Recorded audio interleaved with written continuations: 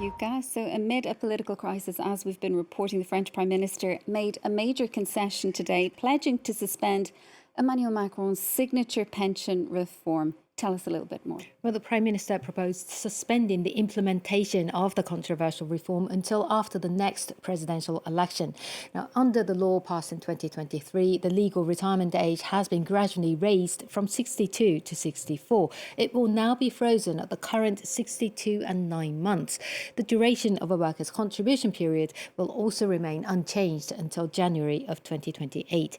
Now, it was a key demand by the Socialist Party, which didn't support no confidence motions filed by the far right and the far left, but had threatened to table its own motion if the pension reform weren't immediately suspended. They now say they will not vote to topple the government on Thursday. The suspension will come at a cost, as Mr. Lecornu warned. The cost of the suspension for our pension system is 400 million euros in 2026 and 1.8 billion euros in 2027. This suspension will ultimately benefit 3.5 million French people. It will therefore have to be offset financially, including through cost-saving measures. It cannot be done at the expense of an increased deficit. What other measures then are in this draft budget, Yuka? There's also a proposal to introduce a special exceptional tax on the fortunes of France's richest people to reinvest in infrastructure, defence and energy transition. Another proposal is a tax on holding companies used by some wealthy families to manage their assets and avoid taxes. Mr. Lecornu acknowledged that there are anomalies in the French fiscal system and loopholes needed to be closed.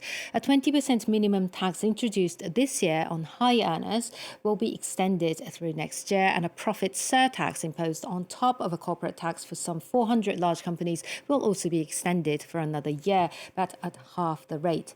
But there are also some measures that will hit lower income households, as well as pensions, some social benefits and civil servants' salaries and income tax brackets will be frozen, meaning they won't increase with inflation. And a number of tax breaks will also be scrapped. Meanwhile, patients' share of prescription drugs will increase.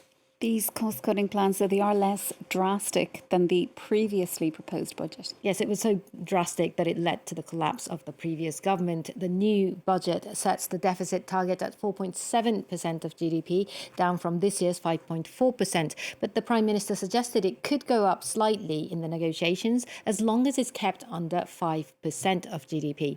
The draft bill projects savings of 30 billion euros compared to the 44 billion euros proposed in the previous budget, 17 billion euros in spending cuts and 14 billion euros in new tax revenues are included in those 30 billion euros, a plan seen as optimistic by the High Council on Public Finances. Turning now to renewed trade tensions between the US and China, new port fees have gone into effect on both sides. Well, the measures target maritime transport, but also each other's shipping industries. The US announced new fees earlier this year in a bid to break China's dominance in the shipping and ocean transport sectors. And China retaliated by charging American ships extra fees. Brian Quinn has more.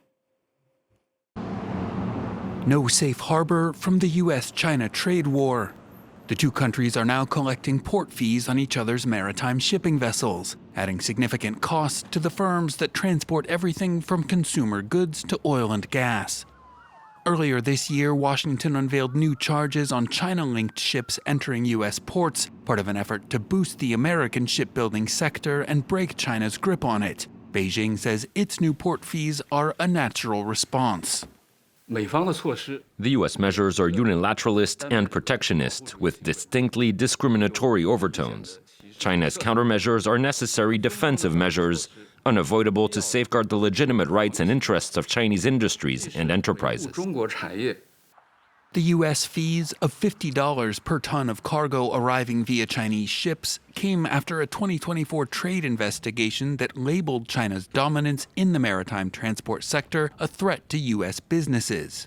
That dominance is significant.